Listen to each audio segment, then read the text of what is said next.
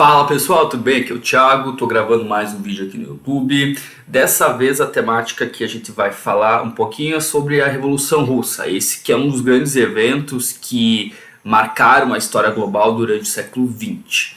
Um ponto interessante para a gente começar a falar sobre esse tema é reafirmar que a Revolução Russa, na real, são duas revoluções. A gente chama de Revolução Russa duas rupturas que ocorreram na Rússia no ano de 1917, um no início daquele ano, no qual o governo, a monarquia dos czares, que era a monarquia tradicional que governava a Rússia, ela vai ser derrubada por um governo liberal, e a gente vai ter uma segunda revolução mais para o final de 1917, quando este primeiro governo revolucionário vai ser derrubado por um outro grupo político que vai estabelecer um governo de viés marxista.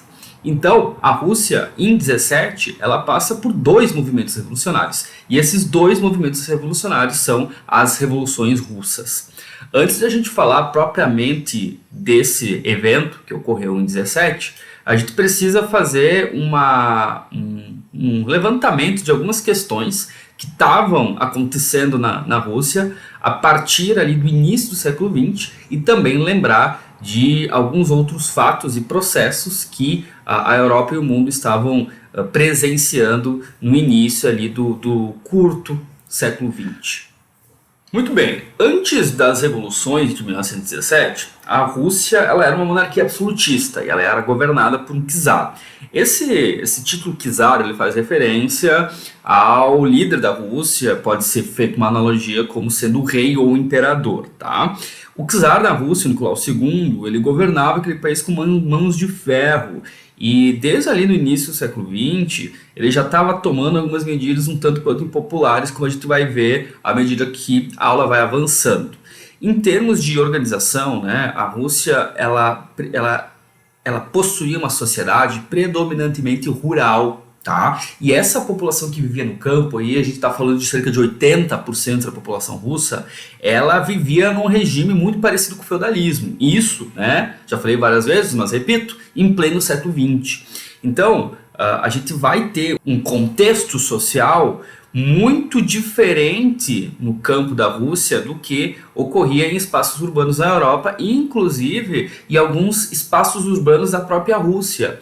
Desde o final do século XIX, algumas medidas modernizadoras foram empregadas naquele país para criar então alguns espaços urbanos ditos como modernos. Então cidades como Moscou e São Petersburgo, elas passaram por uma grande reestruturação, né, adotando inclusive alguns modelos mais industriais, algumas particularidades mais ocidentais, né.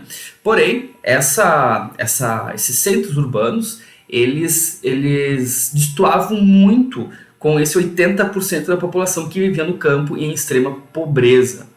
Mesmo essa cidade tendo passado por um processo de modernização, não quer dizer que os operários que trabalhavam nas fábricas de Moscou ou São Petersburgo viviam em condições muito melhores que os camponeses. Haviam longas jornadas de trabalho sendo aplicadas a eles, não havia segurança nas indústrias e assim, todo esse espaço já não é nenhuma novidade para quem já estudou a conjuntura industrial da Europa, né, durante o 18, 19. Porém, aqui a gente está vendo ainda esses problemas acontecendo em pleno século XX.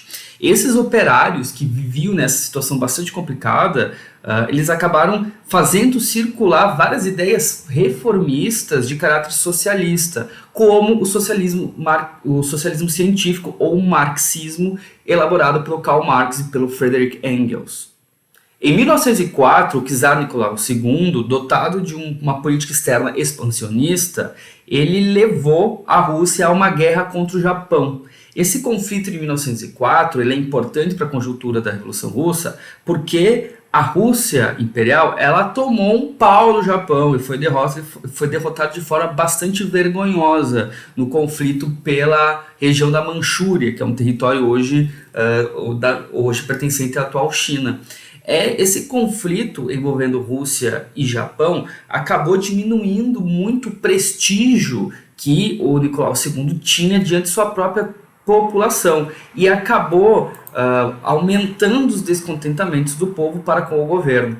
Um ano depois da guerra envolvendo Rússia e Japão, nós vamos ter as greves de janeiro de 1905. Durante esse período, milhares de operários e suas famílias, eles entraram em greve contra o governo, reivindicando melhores condições de trabalho e a formação de uma Assembleia Constituinte. Esse fato de convocar uma Assembleia Constituinte era justamente uma pressão sobre os poderes absolutos que o Nicolau II possuía. Afinal, a guerra era um resultado, em última instância, de uma tomada de decisão deste indivíduo. Então, ao criar uma Assembleia Constituinte, limitar os poderes dessa autoridade governante, tu poderia ter uma administração mais racional e mais técnica no que diz respeito à tomada de decisão.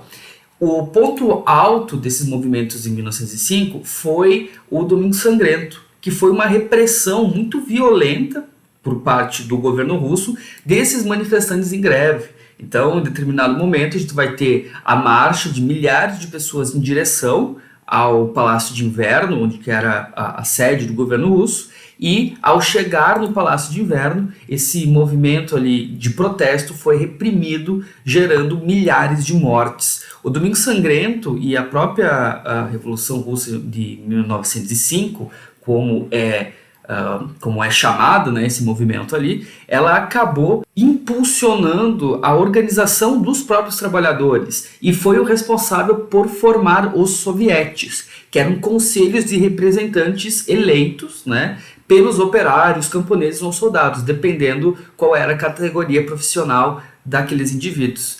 Essa formação dos sovietes e a própria lembrança da rebelião de 1905, ela vai ser importante para inspirar, né, e servir de modelo para o que vai acontecer em 1917. Um outro fator interessante também que a gente precisa falar antes de comentar sobre os eventos revolucionários é sobre o Partido Operário Social Democrata. O Partido Operário Social Democrata foi um movimento político, né, que acabou originando dois grupos, dois atores muito presentes durante os processos revolucionários, que é os bolcheviques e os mencheviques. Esse Partido Operário Social Democrata, ele era um movimento de caráter marxista que foi formado, né, buscando a reestruturação do Estado russo. Porém, dentro do Partido Operário, né, haviam dois grupos que pensavam na revolução de forma diferente. Ou seja, havia um interesse em comum entre ambos, que era reformar o Estado russo e, inclusive, implementar um governo de caráter marxista. Porém, esses dois grupos eles tinham caminhos diferentes para atingir esse objetivo. Os bolcheviques acreditavam na aliança entre os camponeses e o operariado para que esses dois atores pudessem derrubar o czarismo e implementar o socialismo na Rússia. Já os mencheviques, eles buscavam um caminho mais parecido com o que foi teorizado pelo Marx. Eles buscavam uma aproximação gradual, uma passagem gradual, melhor dizendo, do capitalismo para o socialismo. E para que isso acontecesse na visão deles, era necessário, no primeiro momento, uma aliança dos camponeses e dos operários para com a burguesia, para que a burguesia pudesse derrubar o czarismo e depois os operariados e os camponeses pudessem derrubar o governo governado pela burguesia. Esses dois movimentos, eles caminharam juntos até 1912, quando houve uma ruptura do partido. A partir de 1912, os bolcheviques eles formaram um novo grupo político e começaram a defender abertamente a queda do czarismo e uma revolução proletariada para causar, né, essa mudança estrutural no Estado russo. Bom, agora sim estamos em fevereiro de 1917. Naquele tempo, a Rússia ela estava vivendo a Primeira Guerra Mundial, assim como outros estados europeus. Só que a participação da Rússia no conflito não estava nada legal. As constantes derrotas e os problemas de abastecimento que a guerra causou para os russos acabaram gerando uma série de rebeliões populares, greves gerais e revoltas no país. A população ela sentiu muito os efeitos da guerra e os sovietes começaram a incitar mudanças sociais em meio a essa população enfurecida. Essa comoção social ela acaba dando certo. O czar Nicolau II, ele renuncia e a monarquia na Rússia é substituída por um governo provisório. Porém, como eu já adiantei para vocês, esse governo provisório não põe fim aos movimentos revolucionários. A liderança desse movimento de fevereiro, ela coube aos mencheviques e outros setores liberais da Rússia, uma vez que grande parte dos bolcheviques eles estavam exilados ou presos, ainda como um reflexo dos movimentos revolucionários de 1905. Porém, quando há a derrubada do czar, há a autorização para que essas lideranças retornassem à Rússia. E entre essas lideranças que retornaram ao país estava Vladimir Lenin. O Lenin ele era um teólogo líder dos bolcheviques, que quando retorna do seu exílio, escreve as chamadas Teses de Abril. Esses documentos eles convocavam os bolcheviques a derrubar o governo provisório e entregar o poder aos soviéticos, ou seja, entregar o poder aos operários. Esse movimento de caráter operário canalizado por Lenin e pelos bolcheviques acaba gerando a invasão do Palácio de Inverno em outubro de 1907. Em outubro de 1917, os bolcheviques invadiram o Palácio de Inverno, derrubaram o governo provisório e, sob a liderança de Lenin, os soviéticos assumiram o poder na Rússia. Esse evento ele deu início a uma série de medidas que vão reestruturar a política e a economia na Rússia e tornar aquela estrutura mais planificada, aos moldes da ideologia marxista. O primeiro fator, o primeiro elemento, a primeira grande medida, melhor dizendo, que foi tomada por este novo governo bolchevique foi retirar a Rússia da Primeira Guerra Mundial. Porque assim, a galera foi para a rua no início de 1917, dentre outras razões, para protestar sobre